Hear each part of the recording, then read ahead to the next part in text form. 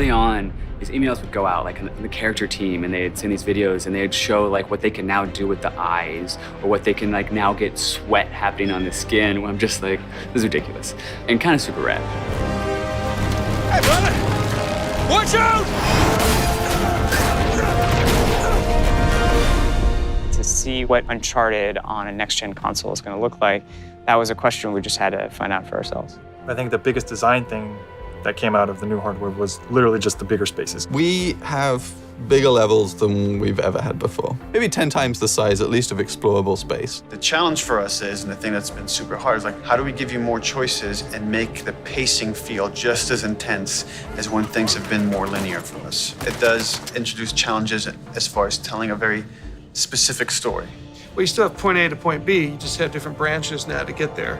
So you've got 3 or 4 different ways to get there, but you still have to get there.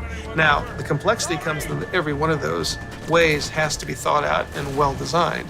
And we were able to kind of stick by kind of a core tenet of, I think, of what Naughty Dog's art is all about, which is this handcrafted, this very hand-placed, this very, very directed, every step along the way, kind of composition of art.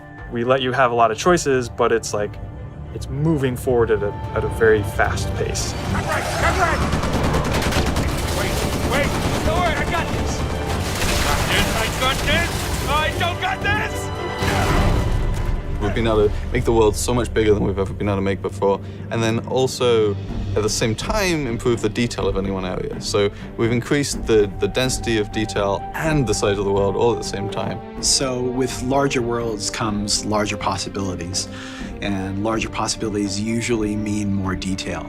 In fact, that's one of the things that we're really shooting for in this game is a higher level of detail on the PlayStation 4 and the experience for our gamers. So the resolution involved in that requires a lot more work and a lot more thought and a lot more time. It's not just, any old dirt will do. It's a very specific dirt. And how wet is that dirt? How many pebbles are pushing up in that dirt? And you take that consideration and you apply it to everything. One of the things that I think improved the most from Uncharted 3 to Uncharted 4 is texture resolution. Bigger texture means more detail. The new hardware just allows us to achieve what we've been trying to achieve the whole time. And that's just believability and complexity. There's a lot of just passion into all these small details that really shines through. And it's because we really empower people who care to make the difference that they want to make. Nathan Drake in-game has at least 11 to 12 outfits. And that's just for Nathan Drake. Think about, we have Elena, we have Nadine, we have Rafe, we have Sully, we have Drake's brother. Everything suddenly needs a level of thought and scrutiny that we didn't have to do before. It makes a much more rich experience, a much more immersive experience, but it takes a lot of time. Just the quantity of interactable things in the environment. I mean, we really want our jungles and our environments to feel alive. And being able to have hundreds and hundreds of objects that can be destructible and it's moving around. It impacts gameplay in that, your cover can be destroyed, so you have to move around more. But even outside of that, just seeing all this stuff happening, the screen is so much more alive. The world is much more alive. Everyone here respects the craft of making a video game, and that why shouldn't every part of this game be the best thing, the best art, the best, have design really be like serious, considered design and crafted experience for the player. And once that kind of gets into the DNA, it kind of takes over everything. And, everybody from the very top to the very bottom, we do have a structure. We're flatter than a lot of places, but we do have a structure. But everybody listens to everybody. And if somebody has a fantastic idea, they're encouraged to just shout it out and people will listen. That feedback, it's welcome and it's encouraged, and we want that because that kind of format is ultimately going to challenge all of us and challenge everybody to say, like, can we do better? What's most important is when you stand back and you look at the whole, and when you're running through the level, and you're experiencing and playing through the gameplay. The environments, the characters, the art, it's all there to just support the experience. It shouldn't stand out as the experience. Hop on!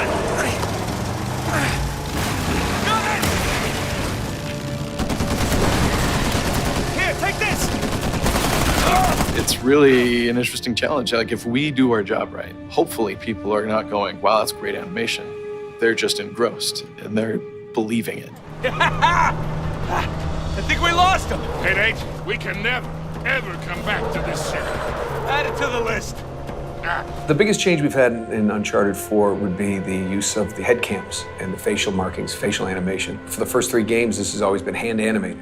Now we're in a unique situation that we're now capturing those actors' faces and we're getting all the great details that brings in, and then we inject the look and feel that we've come to expect from the characters that we know. Every animator that we hire at Naughty Dog has to be really good with working with motion capture, because a lot of their job will be doing that. But they also have to be a really, really good animator, because when we do need to animate something that we can't capture, it has to look exactly like something that we captured. Yeah, can I help you? Yeah, I'm looking for my little brother. Sam? It's good to see you again, Nathan. God, Sam. Oh, all right. Take it easy, take it easy. Last gen, you'd actually get a black frame between gameplay and cutscene, which would mean it kind of takes you out of the experience. It's a little tell. Okay, now it's just I'm watching something. So that's been a huge thing that the PlayStation 4 has allowed us to do, that all of our cutscenes are now in-game. What it boils down to is blurring the line between when do we kind of make this a pure cinematic moment that you just sit back and enjoy, versus actually saying, no, we need you right now, do your thing. People don't only want to watch passively a story, they want to be able to participate in it. I think the focus, as always, is what serves the story. And traditionally, and this isn't any different, we try to keep as much of the big action in the hands of the player. So it's not something that you finish something in the game and then get to watch. It's something you get to experience. You reach that point yourself. What we're trying to do is make them richer, make them more playable, give the player more options within those set pieces. So to have like a really interesting combat encounter with a lot of different options and a lot going on within a set piece that's falling apart all around you. The gameplay, the environment, the music, everything is coming together to make you as the player feel like you're Nathan Drake and to feel like you're on this grand adventure.